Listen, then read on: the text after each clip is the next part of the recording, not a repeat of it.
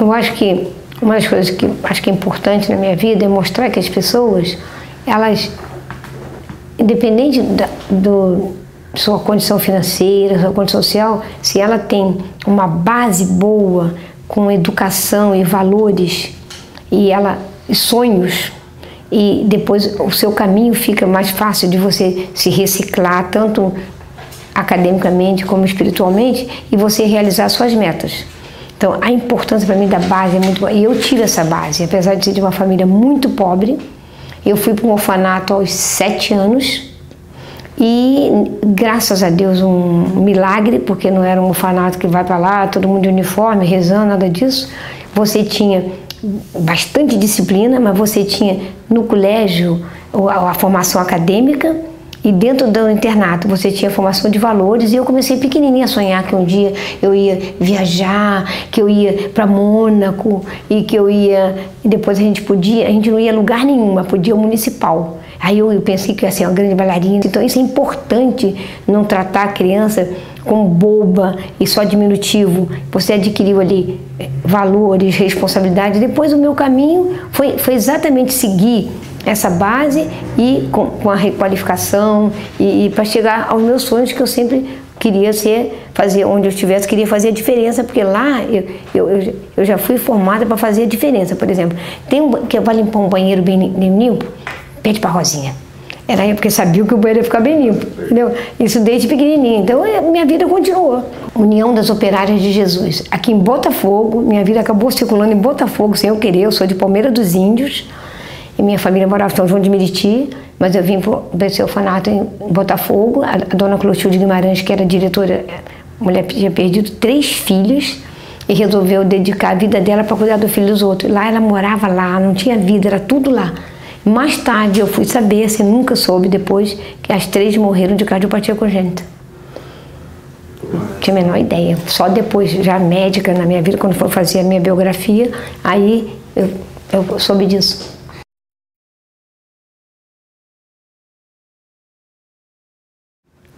Eu estava com acho que uns 16 anos aí, lá no orfanato mesmo, e eu achei que eu queria ser médica. Falei, eu vou ser médica ou advogada, mas eu quero ser médica. Eu gostava de cuidar dos outros. Entendeu? Eu vi uma pessoa, eu queria aprender da injeção, eu gostava de cuidar dos outros. Lá também eu cuidava de criança, que eu era professora do Jardim da Infância, desde os 15 anos. Aí eu queria ser médica.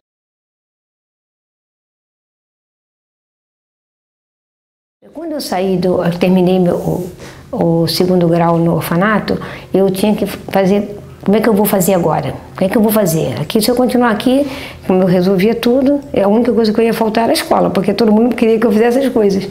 Aí, pensando nisso, onde é que eu vou? Estava pensando em sair de lá e morar sozinha. Aí meus pais aparecem para me buscar, porque estava na hora de eu ajudar a família. Tomei um susto, porque no orfanato você nunca mais pôde ir em casa. E só via seus pais uma vez por ano. Não tinha jeito. Como eu estava, vestida como eu estava, fui embora.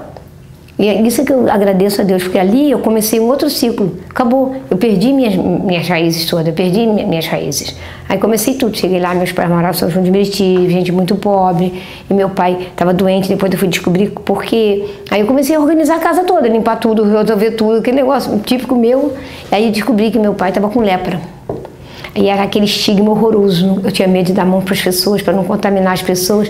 Consegui que meu pai fosse para o leprosário em Curupaiti. Horrível. Fiquei 3 dias acordada com meu pai. Aí depois eu consegui que uma das benfeitoras do colégio, que era uma senhora até cega, mantinha um quarto numa casa de São Cristóvão, em benefício do filho dela que ela tinha perdido, e ela cedeu esse quarto ao meu pai. Então meu pai ficou cuidado lá, depois meu pai negativou, mas eu fiquei mal porque era muito difícil, eu não queria falar para ninguém, porque lepra naquela época, então, era um estigma.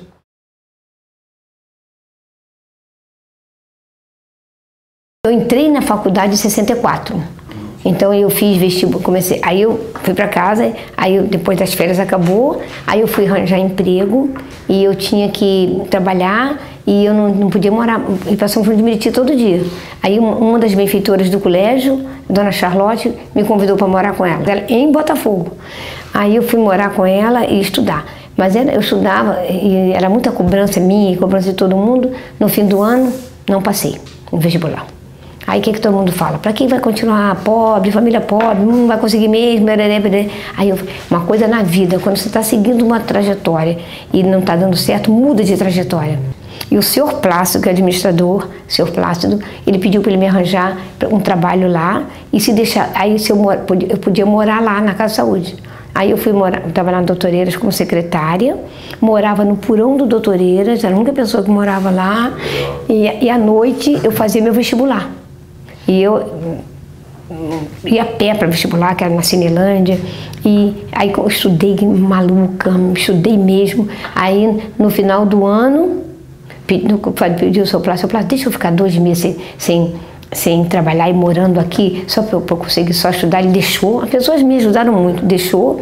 Aí eu passei, fiz vestibular, passei para a Nacional, para o UFRJ, onde eu queria.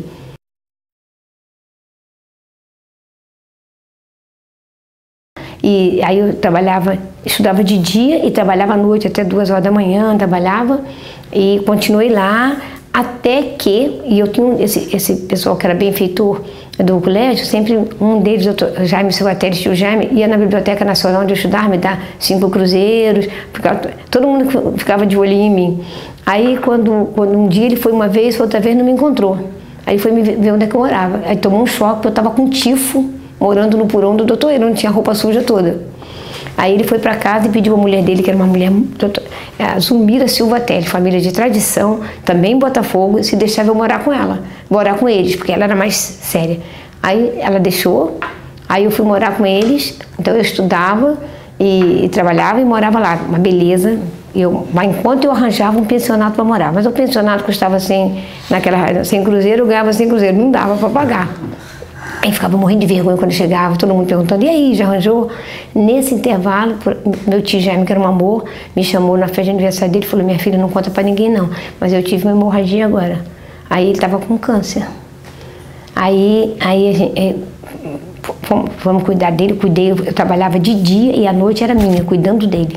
E aí ele acabou falecendo juntinho comigo, aí... agora eu vou ter que ir embora, né? Era ele que... Aí a Zuzu me chamou, a tia Zuzu me chamou e falou assim, eu queria te pedir um favor, quem não pode viver sem você agora sou eu, você agora passou a ser minha filha.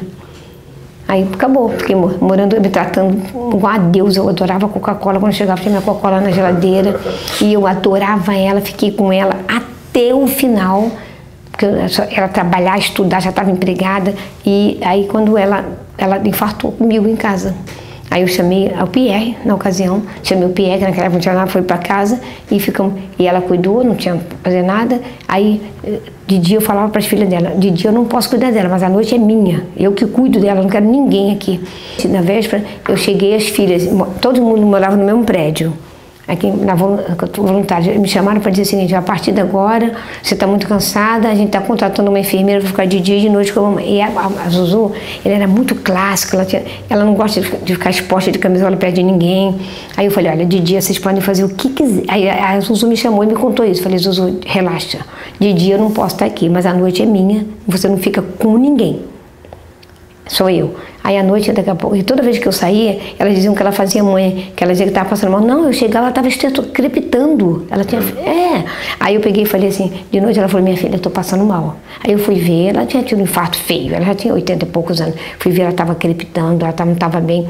Eu calminha, sedei ela, fiz tudo, fiquei quietinha com ela. Ela falou, agora você pode, meu quarto era junto dela, agora você pode ir para o seu quarto, que eu estou bem, muito bem. Aí eu guardava uma campainha para ela tocar, se ela passasse mal. Aí ficou quietinho, quando eu acordei, fui levar o café dela. Quando cheguei, ela estava na posição que eu deixei.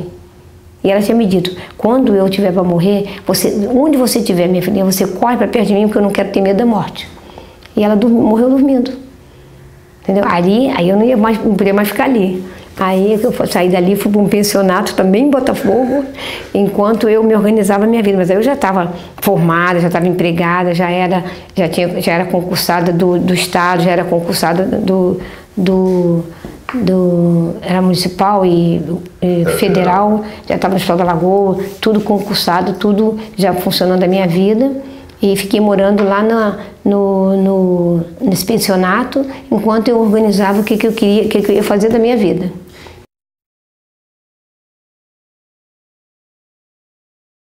quando eu fiz o concurso para o Hospital da Lagoa, eu fui trabalhar como plantonista. A princípio a gente fazia tudo, a gente não tinha esse negócio de especialidade, e depois eu fui trabalhar antes só como especialista, muito bem. Mas aí, um dia de plantão, a gente fazia tudo, adulto, criança, tudo, era intensivista. Aí chegou uma criança passando muito mal, um bebê, e o bebê faleceu. E naquela época ninguém entendia muito de cardiopatia congênita. Todo mundo gostava de cuidar da criança, mas ninguém, não tinha, era tudo meio amador. Aí eu falei assim, peraí, isso não vai acontecer mais. Eu quero me especializar na criança. E eu tenho que sair do Brasil. Fazia cardiologia geral, de adulta. Aí eu era intensivista do Miguel Couto, do CTI do Miguel Couto. Eu era intensivista lá, e lá eu fazia cardiologia, plantonista de cardiologia geral. Aí nesse dia eu falei, eu não sei nada, ninguém sabe por que a criança faleceu. Eu não vou continuar assim. Eu quero me aperfeiçoar em cardiologia pediátrica. Aí o que eu fiz? Como é que eu vou fazer isso? Eu ia perder o emprego da Lagoa, porque o emprego da Lagoa era recente. Aí eu escrevi uma carta para uma médica famosa em Londres. Mandei escrever, eu não sabia uma palavra de inglês. Mandei a carta para ela, ela disse, primeira vez que alguém me escreve direto, você deve ser muito boa. Agora eu quero te receber, mas eu não tenho como te pagar. Tem duas maneiras de você conseguir dinheiro, ou pelo British Council ou pelo CNPq. Aí eu fiz, CNPq não dava. Aí eu falei, como é que eu vou? E eu tinha que saber inglês, sabia nem uma palavra. Aí eu falei, o que eu vou fazer? Aí eu consegui uma moça que sabia inglês, comecei a estudar um pouquinho. Aí cheguei ao British Council. Falei, olha, eu quero ir para a Inglaterra, já tem essa carta que me recebe e eu preciso de ter alguém me patrocinando. Foi em 73. Aí o que eu fiz? Aí eu comecei a estudar inglês e fiz a aplicação para o British Council. Lógico, cheguei lá no British Council com o livro ABC in English, o cônsul com uma cara de bravo, nem me entrevistou e não passei. E eu tinha 2 meses para resolver isso. E eu já tinha pedido demissão da Escola Lagoa, todo mundo achando que eu era louca. Hospital da tua vida, o futuro, você vai sair teu futuro, e o meu futuro, cala a boca. Aí muito bem, fiquei decepcionada, o que eu vou fazer, vou estudar, peguei inglês, a professora de inglês era um amor, uma americana, aí virei amiga dela, a gente comia, rachava o prato ali no La Mole, e não sei o que, para poder conversar em inglês. Aí as meninas da recepção do British Council me ligam, uma delas, doutora Rosa, vem correndo fazer a prova. A mulher do cônsul adoeceu lá na Inglaterra e está vindo um cônsul novinho que não vai querer ferrar ninguém. Como é que pode as pessoas me ajudarem desse jeito?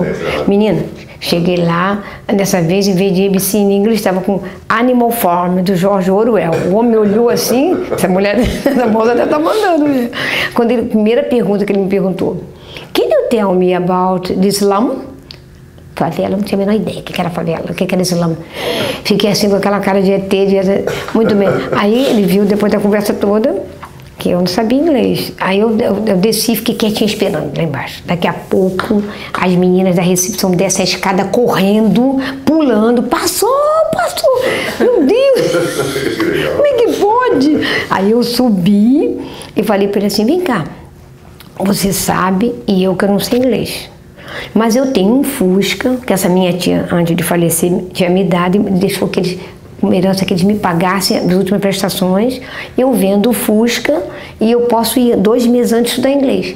Ele falou, tá, vai pra casa e espera. Naquela época não tinha e-mail, você ficava esperando a cartinha. Ou doida, porque o correio com o selinho do British Council chegou. Você vai 2 meses antes, paga pelo British Council, para poder aprender só inglês, depois você começa seu estágio.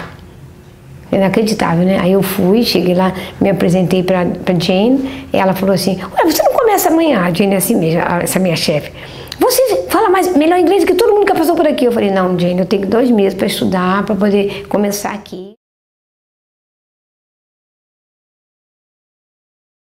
Depois da minha chefe, é uma pessoa que todo mundo conhece, era muito difícil, muito difícil. E eu cheguei lá, não tinha programa para mim, eu falei, doutora Jane, eu não vim aqui para assistir rounds, eu vim aqui para fazer. É? Segunda-feira, minha filha, ela me botou escalando o cateterismo, escalando isso, escalando aquilo. Te deu trabalho, né? Apresentação de caso, e eu não sabia nem inglês. Aí, apresentação do primeiro caso. Aí, por sorte, a mulher tinha uma doença que era rara lá, era comum aqui, febre reumática. Aí eu passei a noite com a mulher, virei amiga, servia cafezinho pra ela, pra poder a gente... Amiga íntima da mulher, até o céu. Bom, aí no outro dia, quando vai apresentar a sessão, a doutora Jane Somerville, que agora é minha amicíssima, ela falou assim, quem vai apresentar a sessão? Ela era assim mesmo. Aí o menino Chris Ellis falou assim, a doutora Rosa. O quê? A Rosa, o quê? A mulher era de uma região ali na Inglaterra que fala muito mal inglês, daqui a pouco eu me lembro. E ela falou, ué, mas nenhuma das duas fala inglês, como é que ela vai apresentar o caso? Na frente. Jane, típica, né?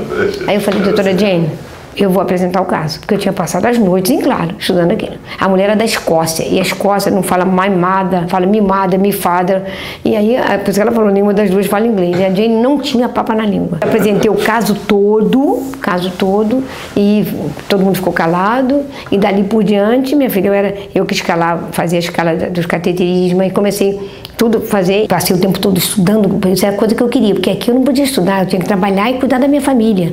Lá eu comecei um outro ciclo, estudava o dia inteiro, não fazia nada, não viajava, não fazia nada, eu fui para lá para estudar, eu tinha contato com os maiores do mundo. Como é que a mulher naquela época fazia o que ela fazia?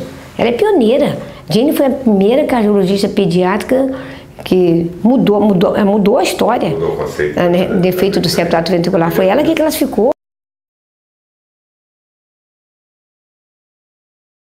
A Jane, ela não era muito boa na parte de hemodinâmica, ela sabe que ela não é. E tinha um cara muito bom, que era o Dr. Graham Miller, num outro hospital, no Brompton. Eu falei, Jane, eu queria fazer, você me deixasse fazer um estágio com o Dr. Miller.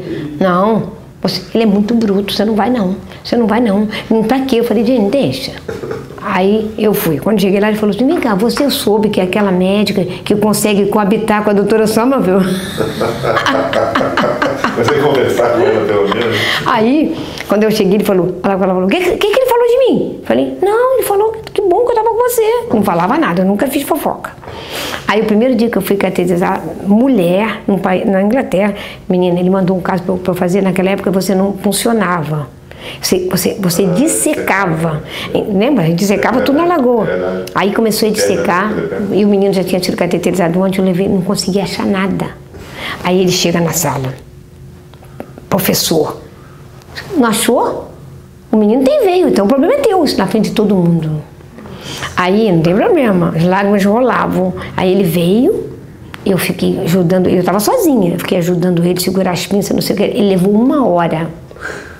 Aí depois acabamos, depois ele falou, você sabe para falar comigo? Quando chega lá em cima, ele falou, Rosa, I am a bastard. Quase que eu falei, você não falou na frente de todo mundo. Dali virou um amigo, cateterizava de madrugada, me pegava em casa, virou um amigo. E eu aprendi muito com ele, mas era tudo de secção, ninguém funcionava. Aí meu estágio era de 1 ano, alarguei, fiquei mais tempo. Naquela época estava aparecendo a parte de eco, mas não tinha nada. E aí eu falei, agora eu quero ir para um lugar melhor ainda. Porque eles estavam querendo que eu ficasse lá. Aí eu fiz prova para ser de concurso para médico mesmo, para arranjar emprego, fui para Houston. Eu queria ir para Houston. Aí consegui passar, fui contratada como médico, fui para Houston, trabalhar como intensivista, enquanto eles encontravam outra pessoa, porque eu queria fazer a parte de cateterismo. Aí depois eles faziam tudo por punção, não cortava nada, uns catéteres maravilhosos, que era tudo grande, porque Londres tem muita dificuldade financeira, e lá nos Estados Unidos sempre foi aquela maravilha. Era um movimento de louco, era o dia inteiro, a gente começava a reunião clínica 15 para as 7, com todos, depois a gente distribuía para os setores. Eu dava parecer, eu era intensivista e ia para hemodinâmica. Aí fiquei lá um tempo, depois eu estava já, minha vida mais ou menos organizada aqui. Aí em Houston, quem era o chefe do serviço? Dr. Dan McNamara. Respeitadíssimo. E aí ele me chamou e falou, Rosa, olha só, a gente está muito feliz com a tua chegada aqui. Você me pediram para dar um parecer numa criança que ia operar a amígdala, porque estava uma menina que era de fora de lá, acho que era da Índia, e que estava com febre que ninguém sabia a causa. E eu fui dar o parecer, já era 2 horas da manhã. Quando eu examinei a criança tinha um fígado enorme. Aí eu cheguei lá e falei, olha, está contraindicada a cirurgia amanhã, essa criança tem que investigar por que ela tem uma hepatomegalia. Mas a enfermeira, mas a senhora não pode contraindicar a cirurgia. Está contraindicada. Se você quiser indicar, você vai e escreve. Está contraindicada, eu não estou autorizando. Aí depois meu chefe, McNamara, me chamou e falou, ó, eu queria dizer para você que a gente cada vez está mais feliz da escolha que fizemos. Quem é capaz de diagnosticar, ver você podia ter ido lá levianamente. A menina tinha, na realidade, um hepatoma. E não tinha sido vista, a febre era do hepatoma.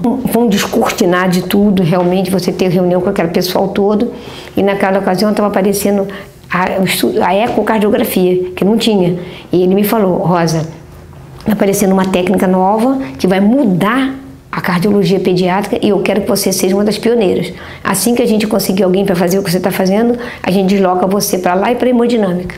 Aí nessa ocasião as coisas mudaram, eu já estava pensando que nunca mais ia voltar nem para o Brasil, nem para Londres, porque ele já tinha me oferecido tudo. Aí quando eu me deparei, eu estava grávida.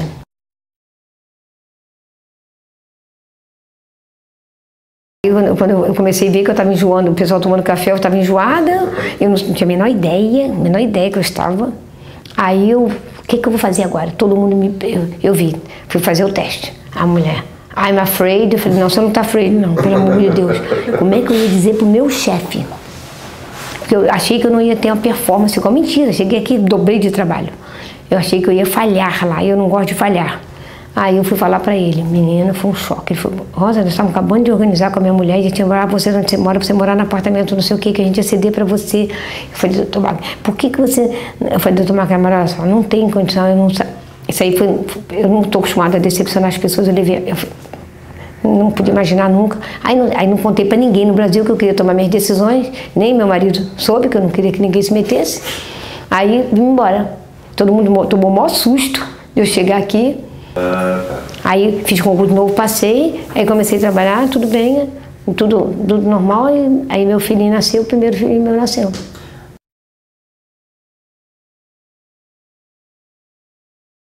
Mas você só cresce, eu só sou grata a todo mundo de lá, que eu aprendi, que eu veio pra cá, aí você você aprende a tomar atitudes. Comecei a fazer, aí eu virei para cardiologia pediátrica, aí eu montei o departamento de cardiologia pediátrica lá na Lagoa, quer dizer, eu reestruturei, me lembro que todo mundo fazia raio-x, lembra? Esôfago contrastado, PA, perfil, eu falei, eu não quero mais, não preciso, eu preciso só de um PA em perfil. Aí o radiologista, Rosa, você quer mudar a regra? Eu falei, quero. Você está dando contraste para minha criança toda, não preciso disso. Aí depois acabei com perfil, hoje eu não faço perfil, é PA simples. Para que perfil? Então eu fui mudando as coisas, você vive a situação, você não pode, medicina é uma profissão muito séria, que não tem como você dizer, complicou, só acontece com quem faz. Quando a gente complica com a gente fica muito mal, muito mal. Então ali sempre foi muito estudo, muito empenho, voltei para os 2 hospitais, trabalhava ali no, que agora é o IECAC, e a Lagoa, e comecei a fazer a minha clínica. Aí quando eu voltei, fui fazer a minha clínica na Clínica São Vicente da Gávea, meu primeiro consultório, fiquei 10 anos lá. Meu consultório era lá, e fazia Lagoa, aí lá, até que quando foi em 90, 89, eu me aposentei do serviço público. Aí eu comecei a investir mais na minha clínica, mas aí eu resolvi parar tudo de novo. Queria estudar de novo. Aí eu falei, meus filhos já estavam grandes, aí eu consegui ir para Boston. Aí para mim, o Children's Hospital Medical Center de Boston é considerado o melhor hospital pediátrico há mais de 10 anos. E eu consegui que eles me aceitassem.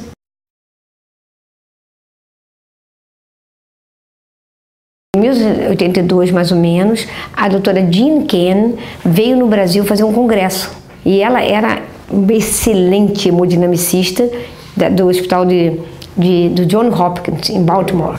E eu conheci ela de perto. Quando eu vi uma pessoa que é interessante, eu vou logo para perto. Conheci a doutora Stella Von Praga, a maior patologista do mundo. Foi ela que eu falei, eu vou para Boston, eu quero ir para Boston, fazer 6 meses de study free. Aí eu conheci a Jean Ken, falei, doutora Jean, eu posso ir lá ver a senhora lá em Baltimore? Ela disse, pode, lógico, Rosa. Aí eu fui para Baltimore, ver ela trabalhar e ver fazer valvuloplastia pulmonar. Aí eu consegui que ela me desse uns catéteres, e quando eu voltei, nós fizemos a primeira valvuloplastia pulmonar no Estado da Lagoa. 82, por aí, 83, que a gente fez a primeira valvuloplastia. Que foi, ninguém falava naquilo, foi, a valvuloplastia pulmonar foi a primeira válvula que foi abordada para dilatação, com resultado bastante semelhante à cirurgia, e depois com a melhoria dos catéteres, até hoje em dia, nenhuma criança de estresse pulmonar vai para a cirurgia, não. Vai primeiro para o cateterismo, a não ser que às vezes a válvula é horrorosa, mas não abre, mas isso é raro. Então essa foi uma... A doutora Jean Ken era um espetáculo, generosa, depois ela se aposentou até precoce, eu fiquei triste, porque ela é ótima, séria, e ela ainda me deu os catetes para trazer. Ela veio no congresso, quando eu vi uma pessoa no congresso interessante, eu logo me unia, entendeu? Eu ficava perto, porque aquilo era um contato. E ela era um espetáculo, e ela me recebeu, igual como fosse da casa. No outro dia eu estava com a roupa do hospital. Uma mulher, olha, Jean Ken, quando ela se aposentou precoce, eu fiquei muito triste, porque ela era uma mulher de um valor enorme e técnica maravilhosa. No problema de cateterismo, a pessoa tem que ser boa técnica, e ela era maravilhosa. E foi a primeira valvuloplastia, foi ela. E depois a senhora aqui no Brasil? Nós fizemos aqui, na Hospital da Lagoa. Aí eu trouxe o cateter, aquele material que ela deu, que aqui não era difícil, não tinha.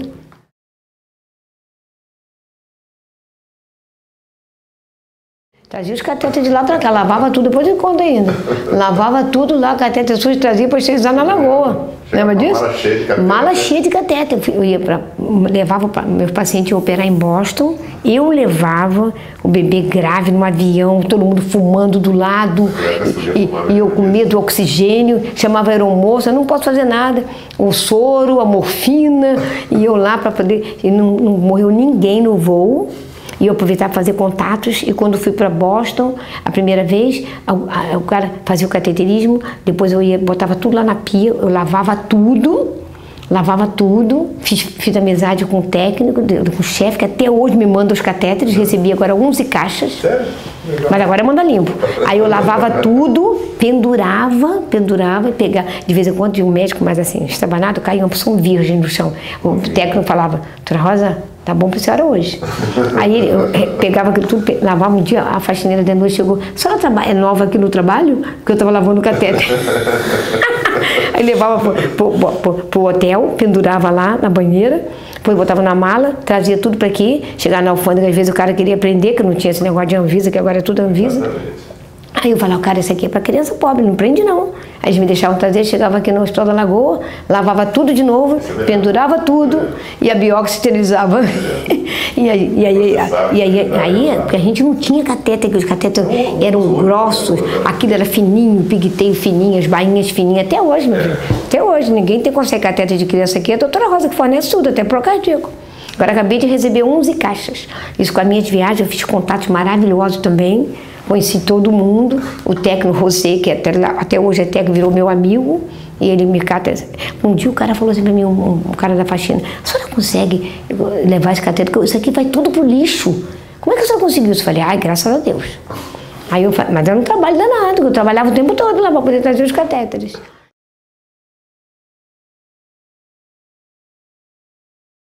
Então foi uma trajetória bem danadinha, mas assim, eu não acho ruim não, foi muito boa. Minha vida não foi sem graça hora nenhuma. Mesmo quando eu era pobre, novinha, nada, sempre teve graça.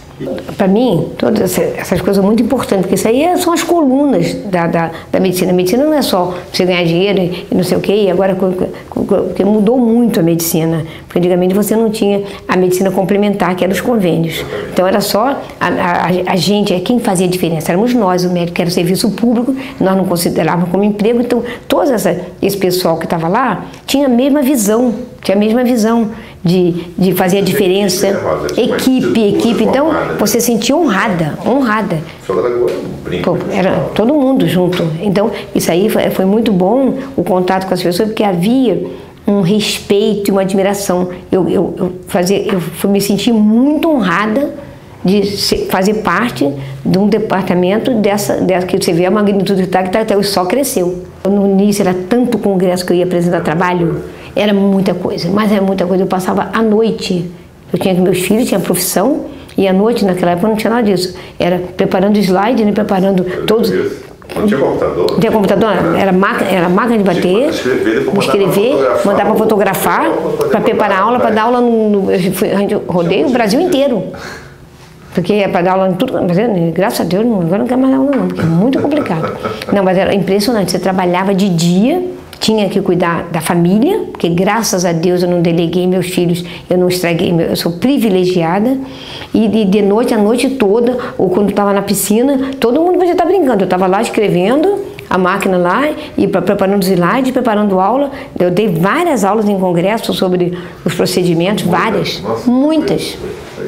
A minha preocupação era tão grande em apresentar direito, e não errar, e não falhar com as pessoas que confiavam em mim, que eu nunca notei nada, até hoje. Eu até brinco, eu falo, eu não faço questão de ser amada, eu quero ser respeitada, porque o meu trabalho é esse, eu não posso falhar, mas eu nunca notei diferença, eu sou a única, juro, isso nunca passou na minha cabeça. Ao contrário, outro dia eu estava lendo um negócio bom, um livro que fala assim, se você estiver numa sala e você perceber que você é a melhor de todas, muda de sala. Olha que coisa mais sábia. É verdade. Quanto mais gente boa, quanto mais inteira, se é mulher, se é homem, tu junto, é a melhor coisa do mundo. Você está rodeado de pessoas que você é melhor, quem sou eu? Eu não sou nada.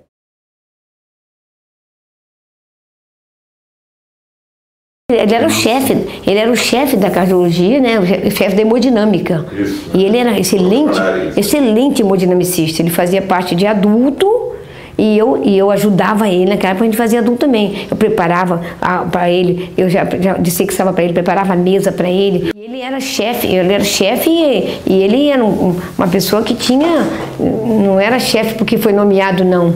Ele tinha condição de ser chefe, ele sabia tudo. Eu estudava, preparava congresso, e eu comecei a trabalhar com ele. Nós éramos um grupo, e eu preparava tudo para ele, ajudava nos cateterismos de adulto, e ele fazia as crianças. Aí depois eu fui começando a ajudar ele nas crianças, depois as crianças foram passando para mim.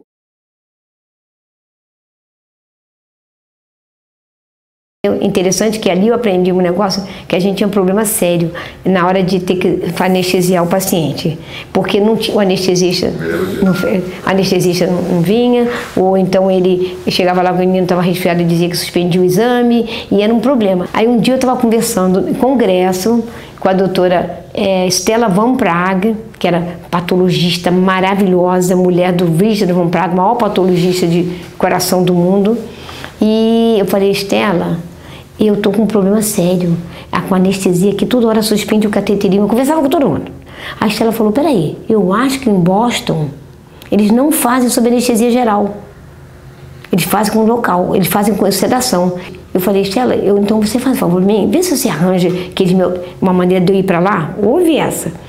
Aí, falamos isso, não demorou uma semana, uma criança minha aqui, com um problema cardíaco gravíssimo, não tinha condição de operar aqui. Aí eu consegui que ele recebesse e eu fui levar, gravíssimo mesmo. Ele fez uma cianose grave. Aí, de repente, eu chego lá. Aí a Stella me vê e ela era muito contida, ela respeitava os cirurgiões que nem... Rosa, não deu tempo de eu falar com ninguém, você já chegou? Eu falei, não, Stella, eu vim trazer um paciente. Ela tomou um susto, coitada.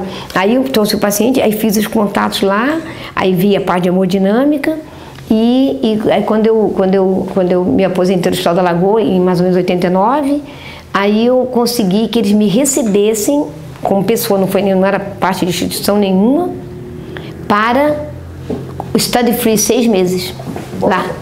Aí fechei minha clínica, fechei tudo, fiquei zerada, não recebia, a não ser da aposentadoria, durante 6 meses.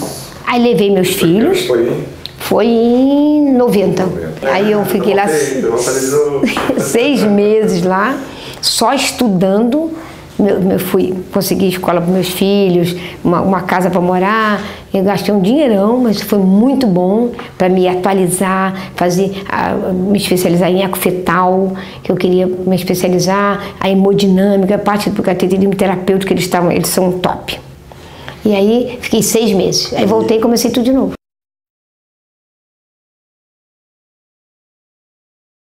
Tudo que eu faço é para... Lá eu chegava no hospital 7h30, saía às 6 da noite.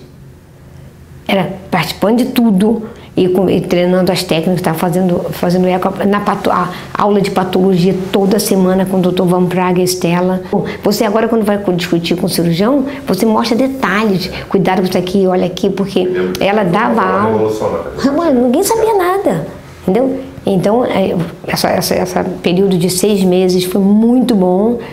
Zerei minha vida toda, voltei, aí mudei minha clínica, aí fui montar minha clínica própria em Botafogo. Saí da São Vicente. Saí da São Vicente para cá, aí desde lá, e de repente, aí quando foi nesse ano mesmo, eu resolvi que eu precisava de um lugar para trabalhar, porque eu não sei trabalhar.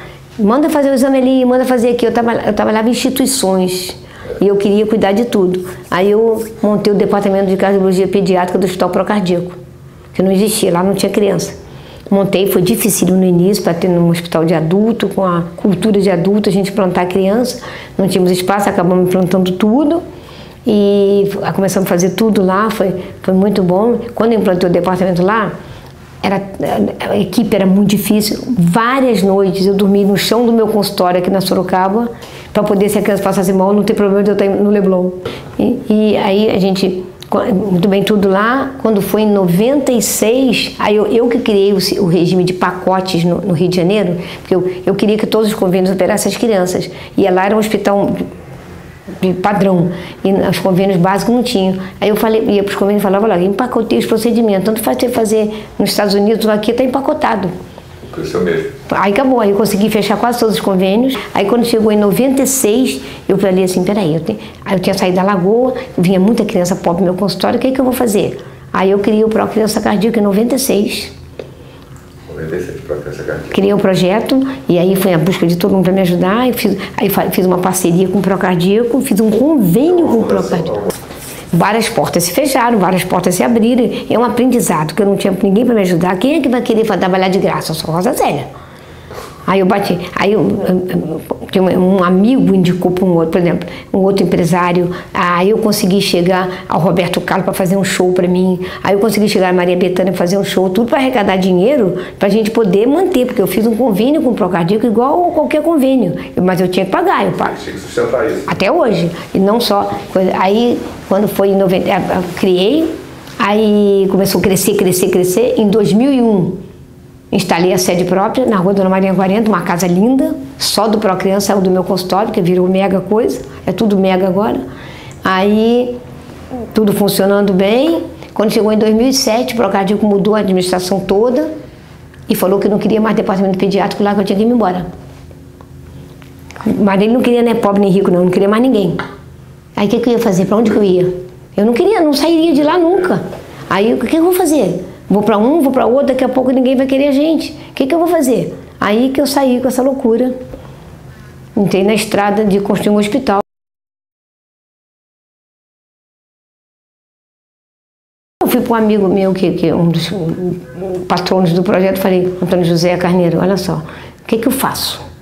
Ele falou, Rosa, procura o primeiro prédio que eu te dou o primeiro cheque.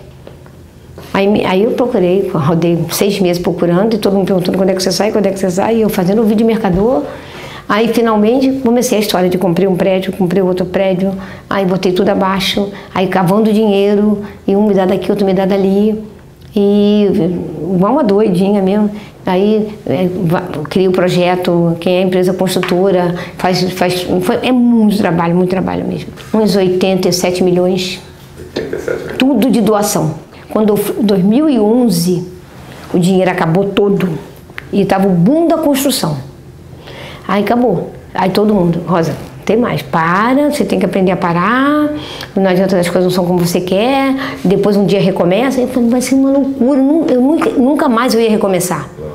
Aí, minha filha, liguei para um, liguei para outro, consegui chegar no bendito Ike. Falei, ele falou, quanto é que você está precisando? Eu achei que eu estava precisando para acabar tudo, no máximo 18, 20 milhões. Aí ele falou, não, eu vou te dar 30. 30 milhões. Ele foi me doando mensalmente, eu mandava a nota do que eu gastei e entrava. Até o final, quando ele começou a cair, que foi em dezembro de 2013, ele me pagou a última parcela. Se não fosse ele... Que isso, gente, como é que alguém tem coragem de dar 30 milhões? Eu rezo para ele toda noite, o valor, onde é que eu vou ver isso na minha vida, gente? Nunca mais. Isso tudo, para mim, isso tudo é milagre. Porque na véspera, a Mega Sena estava em 32 milhões. Eu rezei e falei, joguei. Falei, Nossa Senhora, pelo amor de Deus, eu preciso ganhar na Mega Sena. O homem me dá 30? Porque se não fosse ele, tinha parado. Deu tudo e não me pediu nada. Por isso que o hospital tem o Juta Batista, é o nome da mãe dele. Foi surpresa que nós fizemos para ele. A gente analisava o raio-x, o detalhe. Agora o pessoal não sabe nem ver o raio-x, a gente analisava. Vem o raio-x, não precisa de laudo. Porque foi a tomografia, a ressonância. E a gente sabe tudo, porque não adianta você ficar lendo o laudo. Não, você tem que ver o que você pediu, você tem que saber se você está pedindo um exame, não pede exame desnecessário. A gente faz o mesmo tratamento com a criança pobre, a de convênio, a rica, é tudo igual. Isso é muito bom. Eu acho que a gente teve uma fase muito boa na medicina, a gente tinha que lutar para conseguir, né? Mas havia um respeito de todos que trabalhavam juntos.